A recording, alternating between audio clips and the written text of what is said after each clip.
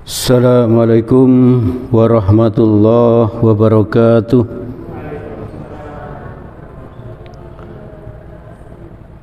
Alhamdulillahilladzi qala fi kitabil karim a'udzu billahi minasy syaithanir rajim. Bismillahirrahmanirrahim. Ya ayyuhalladzina amanu in ja'akum fasikum binaba'im fatabayyanu an tusibu qauman bijahalatim fatusbihu ala ma fa'altum nadimin. Asyhadu an la ilaha illallah wahdahu la syarikalah wa asyhadu anna Muhammadan abduhu wa rasuluh la nabiyya ba'dah. Allahumma salli ala Muhammad wa ala alihi wa ashabihi wa man tabi'ahum bi ihsanin ila yaumiddin. Jamaah salat maghrib Masjid Al-Muhajirin yang dirahmati oleh Allah, kita pantas selalu bersyukur kepada Allah karena Allah menolong kita untuk bisa istiqomah hadir ke masjid ini untuk sholat berjamaah, untuk mendengarkan kajian. Yang salah satu keutamaan dari orang ngaji itu bisa membantu orang tua kita yang sudah meninggal, ya. Insya Allah kalau kita hadir ke pengajian-pengajian seperti ini, orang tua kita mendapatkan aliran pahala, ya, karena memiliki anak yang soleh. Sebagaimana disabdakan oleh Rasulullah sallallahu alaihi wasallam di dalam hadis riwayat Muslim dari Abu Hurairah radhiyallahu an, apabila manusia itu meninggal dunia maka terputuslah segala amalnya kecuali 3, yaitu sedekah jariyah. Sedekah jariyah itu misalnya membantu atau menyumbang pembangunan masjid atau operasional masjid, dan banyak lagi, ya, tentang sedekah jariyah ini. Yang kedua, ilmu yang bermanfaat. Barangkali orang tua kita ketika masih kecil dulu menyuruh kita untuk menuntut ilmu, untuk belajar membaca Al-Quran, untuk menghadiri majelis-majelis taklim. Dan hari ini dan sebelum-sebelumnya dan yang akan datang, semoga kita ditolong Allah untuk selalu hadir ke majelis-majelis taklim, sehingga ketika kita hadir di majelis taklim itu, orang tua kita yang sudah almarhum atau almarhumah itu juga mendapatkan aliran pahala, sehingga beliau itu bisa selamat dari siksa kubur, mudah urusannya di padang mahsyar, dan selamat dari siksa api neraka, serta langsung masuk surga. Amin.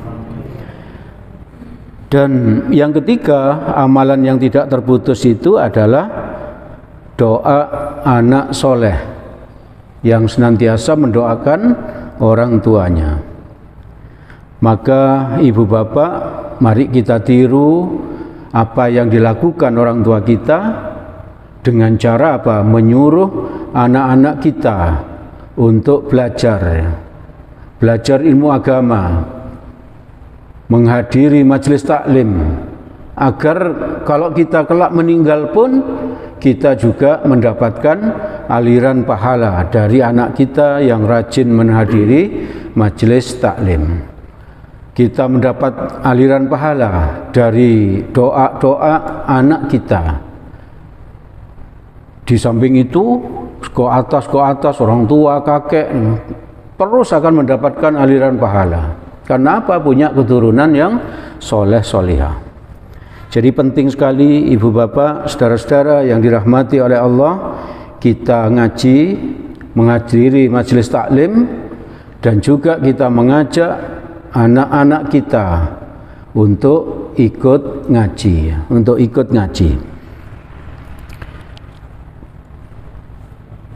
Jamaah salat maghrib yang dirahmati oleh Allah, suatu hari Nabi Muhammad SAW berjalan melewati kuburan. Tiba-tiba wajah beliau itu pucat dan tangannya gemetar. Lalu Nabi menjelaskan, 2 orang di dalam kuburan ini sedang disiksa berat. Bukan karena dosa besar, melainkan karena hal-hal yang dipandang remeh ketika hidupnya. Nabi menunjuk ke salah satu kuburan sambil bersabda, orang ini, kata Nabi, disiksa karena tidak berhati-hati dalam soal najis. Ketika buang air kecil, air besar, dia tidak bersuci dengan baik, dan dia mengabaikan cara-cara bersuci. Maka ibu bapak, saudara-saudara yang dirahmati oleh Allah, mari kita pelajari bagaimana bersuci yang baik itu Kita bisa belajar kepada ustadz-ustadz yang biasa ngisi di sini, misalnya ke Ustadz Doni misalnya. Bagaimana cara bersuci yang baik? Bagaimana cara wudhu yang baik? Bagaimana cara mandi jinabat yang baik? Jadi jangan asal mandi. Kita belajar, sungguh-sungguh belajar. Jangan sampai kita disiksa di dalam kubur kita karena kita tidak sempurna di dalam bersuci, di dalam bersuci. Lalu Nabi menunjuk ke kuburan yang kedua sambil beliau bersabda, orang ini disiksa dengan berat karena ia suka berbicara yang justru menambah renggangnya hubungan persaudaraan. Jadi hadis ini mengingatkan kita lagi bahwa pentingnya bagi kita untuk menjaga lisan menjaga lisan.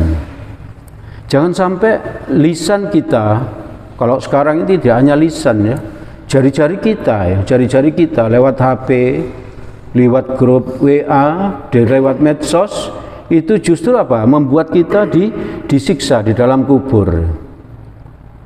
Maka ibu bapak, insya Allah 4 minggu lagi, 4 pekan lagi kita akan masuki bulan Ramadan, dan salah satu atau beberapa hal yang harus kita perbaiki itu adalah ibadah kita. Kenapa? Karena salah satu tujuan utama dari puasa itu adalah agar kita menjadi orang yang bertakwa, orang yang meningkat keimanan kita, keimanan meningkat. Seperti yang pernah kita bahas sebelumnya, kita hanya minta tolong kepada Allah, kita hanya menyembah Allah. Intinya kita tidak syirik kita tidak syirik. Lalu ibadah kita itu kita perbaiki mulai sekarang. Dan di Ramadan nanti kita latih terus menerus, kita tingkatkan perbaikannya, mulai bersucinya, cara wudhunya, cara mandinya, syarat dan rukun sholat. Mari kita buka lagi catatan kita, lalu kita perbaiki akhlak kita mulai sekarang sampai nanti di Ramadan itu kesempatan bagi kita.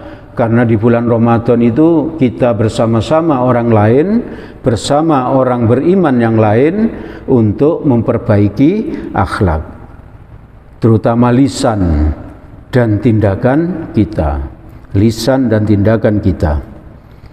Jemaah yang dirahmati oleh Allah, setelah kita berpuasa bertahun-tahun, Mari kita tingkatkan puasa kita, jangan hanya menjauhi makan, minum, berhubungan suami istri mulai subuh sampai maghrib. Kalau ini yang kita lakukan, ini adalah puasanya anak kecil ya. Puasanya anak yang baru belajar puasa ya, yang baru belajar puasa. Tapi sebagai orang yang beriman, mari kita berusaha agar kita berpuasa secara khusus ya. Di samping kita menjauhi makan, menjauhi minum, berhubungan suami istri, juga kita berusaha untuk menjauhi dosa yang ditimbulkan oleh mata kita, oleh telinga kita, oleh lisan kita, oleh tangan kita, kaki kita, dan semua anggota tubuh kita yang lain. Mari kita berusaha untuk menghindari dosa-dosa itu. Bahkan kita menghindarkan hati kita dari sesuatu lintasan yang tidak disukai Allah. Misalnya apa? Ada pikiran tidak suka kepada orang lain. Di bulan puasa itu mari kita coba kita hindari ya. Tidak menyukai orang lain karena begini, karena begitu. Coba kita latih ya. Mulai sekarang ini kita latih, kita suka kepada semua orang, apalagi saudara sesama muslim ya. Kepada saudara sesama muslim. Ada pikiran untuk menipu orang ya. Pikiran saja kita hanya ada di lintasan pikiran aja. Mari kita latih untuk kita hindari ya. Sampai kita puasa nanti. Dan di saat puasa nanti kita perbanyak amal-amal sunnah kita. Di samping memperbaiki yang wajib-wajib. Sholat sunnah kita perbanyak, kita perbaiki kualitasnya. Zikir kita perbaiki kualitasnya. Infak, sedekah, dan lain sebagainya. Ibu bapak, saudara-saudara yang dirahmati oleh Allah, hanya dengan berpuasa yang khusus seperti itu, kita bisa merantai setan. Kita bisa mengunci neraka selama Ramadan itu. Bukan Allah yang merantai setan ya. Bukan Allah yang menutup pintu neraka. Tapi kita sendiri yang merantai setan dengan cara apa? Melakukan hal-hal yang tadi itu ya. Kita tidak memberi peluang sama sekali bagi setan untuk menggoda kita. Sama sekali kita tidak beri peluang. Hati kita, lisan kita jaga betul ya. Sehingga setan tidak mampu untuk menggoda kita. Dan tidak ada peluang bagi kita untuk masuk neraka. Itulah yang disebut neraka itu ditutup selama bulan Ramadan. Karena kita ini apa? Amal ibadah kita semua mengarah ke situ. Semua mengarah untuk apa? Untuk mengunci rapat pintu neraka. Ibu bapak, saudara-saudara yang dirahmati oleh Allah, hanya dengan puasa khusus seperti itu kita bisa berharap, kita yakin keluarga akan harmonis dan bahagia. Dengan puasa khusus seperti itu akan tercipta hidup damai di tengah masyarakat. Sebab selesai Ramadan, kalau kita betul-betul puasa khusus seperti tadi itu, kita akan menjadi orang yang berakhlak mulia. Perhatikan Al-Quran surat ketiga yang sering dibaca itu, surat ketiga ayat 134. Ini kualitas yang ingin kita capai setelah kita puasa ya. Maka kualitas inilah yang kita latih mulai sekarang. Di saat puasa kita jaga betul ya. Agar nanti kita keluar dari Ramadan benar-benar punya kualitas seperti ini. Quran surat ketiga ayat 134. A'udzu billahi minasyaitonir rajim. Alladzina yunfikuna fis sarra'i wad dharra'i wal kadhiminal ghaidha wal afina 'anin nas wallahu yuhibbul muhsinin. Orang yang puasanya sukses itu yaitu orang yang menginfakkan hartanya baik di waktu lapang maupun sempit. Kalau kita berinfak di saat kaya itu biasa ya. Tapi kalau kita berinfak, bersedekah di saat kita tidak punya, baru itu luar biasa. Lebih hebat lagi apabila kita berinfak di saat kita butuh, ya. Kita sendiri butuh, ya. Tapi kita tetap keluarkan infak kita, ya. Kita tetap keluarkan. Lalu orang yang bertakwa itu adalah orang yang menahan marahnya dan memaafkan kesalahan orang. Allah menyukai orang-orang yang berbuat kebajikan. Jadi jamaah sekalian, orang yang berpuasa khusus itu nanti keluar dari Ramadan, dia pasti suka bersedekah kepada fakir miskin. Dia mudah memberi maaf kepada orang yang pernah menyakiti kita, dan dia bisa menahan marah. Lalu dia menghapus dendamnya, berusaha tidak dendam, ya, tidak dendam, apalagi kepada sesama muslim, ya.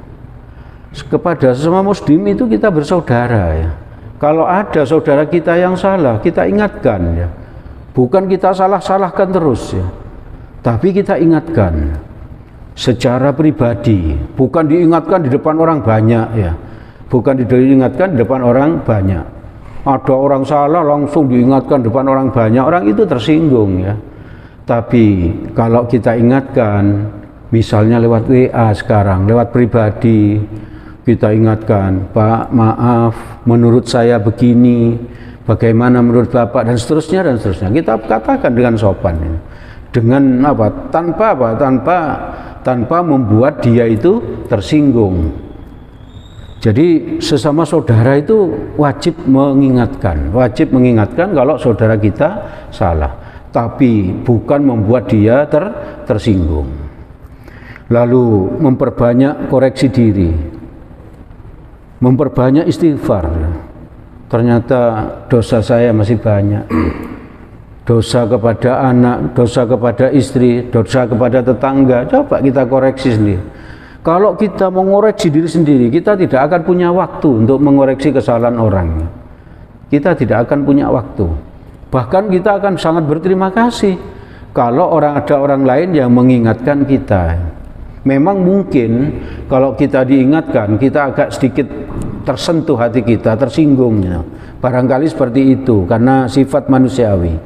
Tapi mari kita ajari diri sendiri, kalau ada orang menasihati kita, kita berterima kasih. Kita berterima kasih. Berarti orang itu sayang kepada kita, ya. Karena orang itu mau menasihati kita, mau mengingatkan kita yang sedang salah.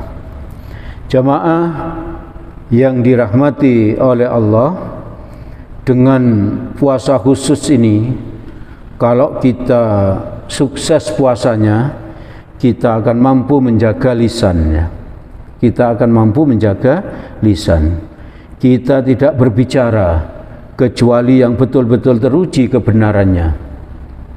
Kita berusaha cerdas dan sangat berhati-hati dalam menyeleksi sebuah informasi.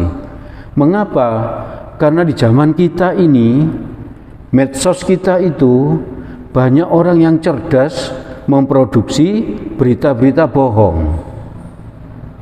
Dan orang yang seperti itu dibayar, ya. Yang bayar siapa? Misalnya YouTube, ya. Misalnya YouTube yang bayar, ya. Dia punya channel YouTube khusus apa? Dia buat apa? Dia buat berita-berita hoax, ya. Berita-berita bohong, ya.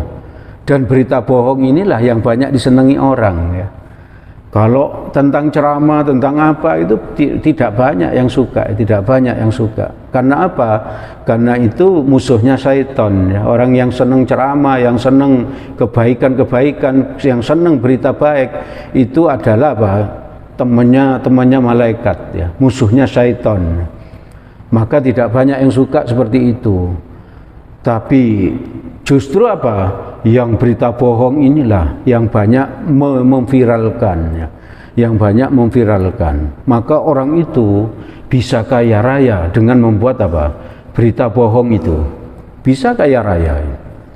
Salah satu contohnya ini, saya pernah membaca di WA itu, judulnya begini: vaksin tidak efektif karena virus bermutasi. Suatu hari judul ini dinyatakan di grup itu, ditulis ini pernyataan dari si A gitu aja ya. Saya tidak usah sebut namanya gitu. Dari si A. Lalu 2 minggu yang lalu berita ini muncul lagi ya. Dan yang berkata ini adalah si B. Padahal beritanya sama persis.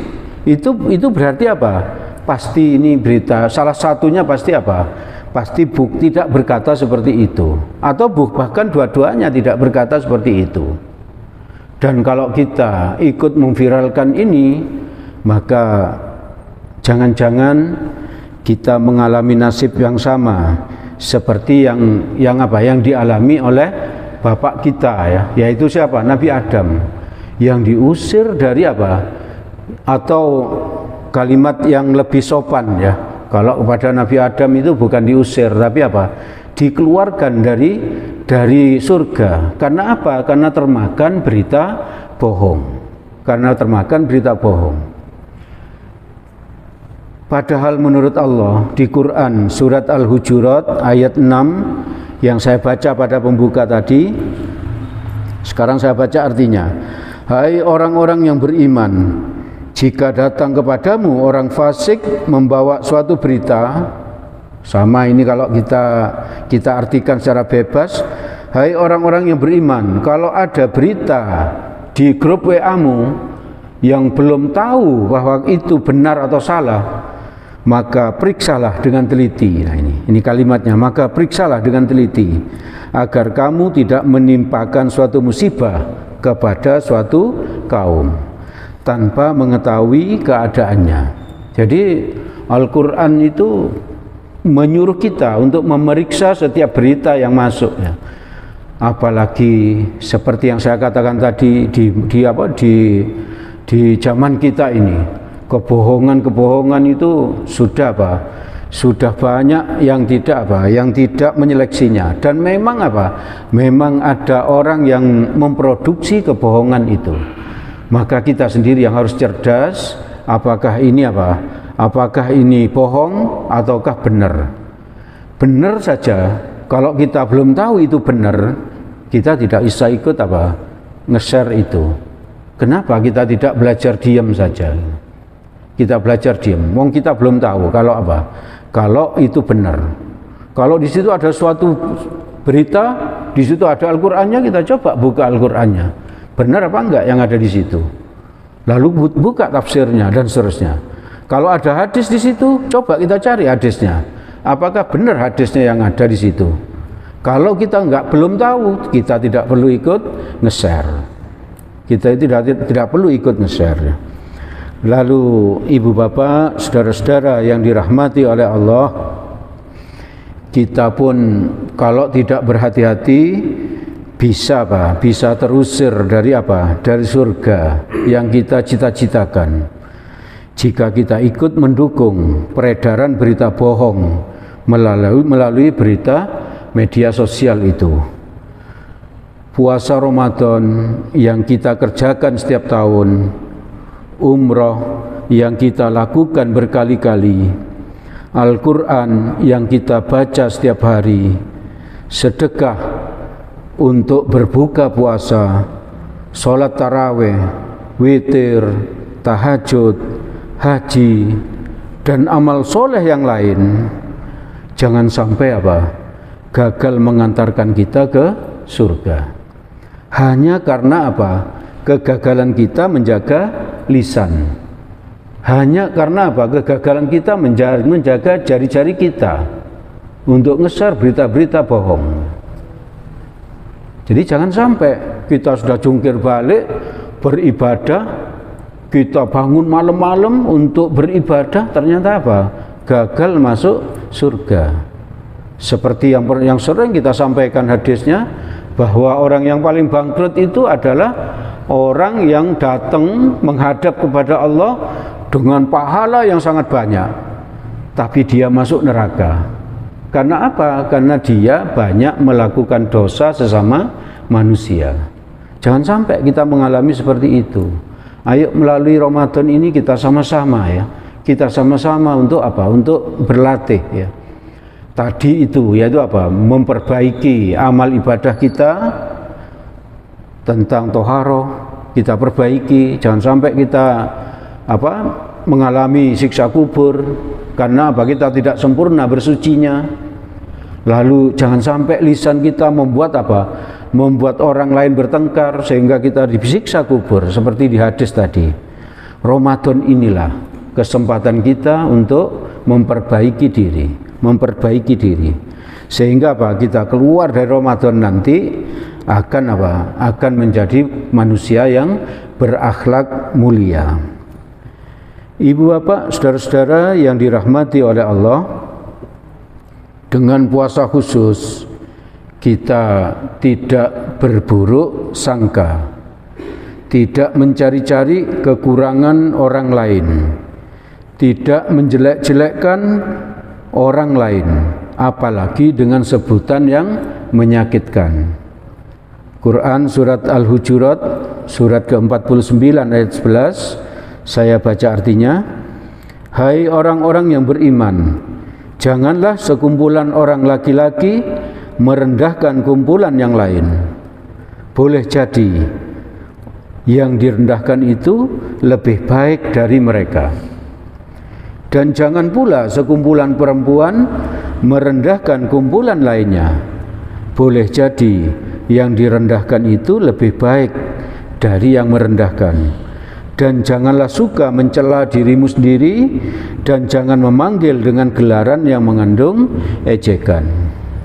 Perhatikan ibu bapak, saudara-saudara yang dirahmati oleh Allah, panggilan-panggilan yang ada di negara kita ini, cebong, kampret, PKI, muslim banci, munafik, murtad, kafir, dan lain-lain ya. Di medsos kita itu, coba perhatikan, banyak seperti itu, kampret, cebong, orang mengkafirkan orang, padahal ada hadisnya, barang siapa yang mengkafirkan orang lain, yang orang lain itu Islam, maka dirinya sendirilah yang kafir. Hati-hati dengan hadis yang semacam itu. Kita jangan ikut-ikutan ya. Sebagai orang Islam, Muslim, beriman, kita tidak pantas untuk melakukan seperti itu. Sebab bisa jadi yang diejek itu lebih mulia di mata Allah dan namanya lebih harum di langit sana gitu. Jangan-jangan orang yang kita ejek itu nanti begitu dia meninggal langsung malaikat membukakan pintu langit. Ini siapa ini kok baunya harum? Ini siapa ini kok baunya harum? Dan seterusnya. Padahal di dunia orang ini kita ejek ya. Maka ibu bapak, saudara-saudara yang dirahmati oleh Allah, mari kita berusaha meningkatkan kualitas puasa kita, yaitu puasa yang melahirkan tutur kata dan tindakan yang menyenangkan Allah dan menyenangkan manusia. Puasa yang menjadikan kita muslim yang bersih hati dan baik akhlak, muslim waliullah, mirip dengan nabi dan malaikat. Dan semoga kita ditolong Allah bisa beribadah dengan ikhlas dan sungguh-sungguh di malam Lailatul Qadar. Kita hanya bisa beribadah dengan ikhlas dan sungguh-sungguh di malam Lailatul Qadar apabila kita sudah melatih mulai sekarang. Bahkan kalau para sahabat, para tabi'in itu sejak 6 bulan sebelum Ramadan ya. Kita belum terlambat, masih ada waktu untuk melatih itu. Agar di masuk bulan Ramadan itu lisan kita, hati kita, tindakan kita benar-benar bersih sehingga kita ditolong Allah bisa beribadah dengan sungguh-sungguh juga di malam Lailatul Qadar. Malam yang lebih baik dari 1000 bulan. Sama dengan 83 tahun lebih. Mari kita siapkan mulai sekarang dan kita berdoa, ya Allah, bantulah kami sekeluarga, juga para takmir dan jamaah Masjid Al-Muhajirin, agar kami bisa berpuasa seperti puasa Nabi-Mu. Amin. Ibu bapak, saudara-saudara yang dirahmati oleh Allah, itu yang bisa kami sampaikan pada kesempatan sore ini. Yang baik dan benar itu semata-mata dari Allah Subhanahu wa ta'ala. Semoga ada manfaatnya bagi kita. Semoga Allah menolong kita agar kita bisa mengamalkannya. Amin. Apabila ada salahnya, saya mohon maaf yang sebesar-besarnya. Diingatkan kepada ibu bapak yang ingin berkorban, insya Allah tanggal 9 Juli tahun 2022 bisa menghubungi Bapak Sofyan atau Ibu Junaidi. Alhamdulillah hingga malam ini yang sudah mendaftar ada 13 pekurban. Ada 13 pekurban. Kalau ada satu lagi berarti minimal 2 ekor sapi akan kita sembelih di masjid ini. Semoga minimal seperti tahun lalu, yaitu 9 ekor sapi plus sekian kambing. Semoga Allah menolong kita agar kita mudah untuk berkurban setiap tahun. Amin. Mari kita tutup kajian ini dengan berdoa kafaratul majlis. Subhanakallahumma wa bihamdik asyhadu an la ilaha illa anta astaghfiruka wa atubu ilaik. Billahi taufik wal hidayah. Assalamualaikum warahmatullahi wabarakatuh.